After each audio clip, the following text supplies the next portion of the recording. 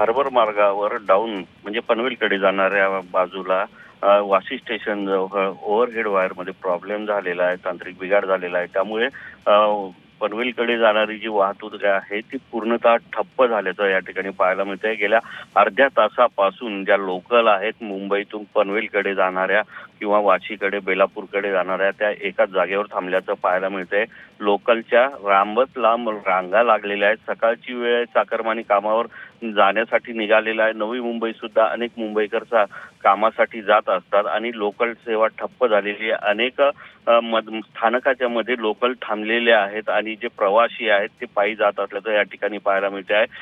Overhead वायरमध्ये तांत्रिक बिघाड झालेला आहे. त्या ठिकाणी रेल्वेचे कर्मचारी पोहोचलेले आहे आणि हा जो बिघाड आहे तो दुरुस्त करण्याचं काम सध्या सुरू आहे. परंतु पुढच्या काही मिनिटांमध्ये जो बिघाड आहे तो पूर्ण होईल, परंतु तोपर्यंत मात्र मुंबईकर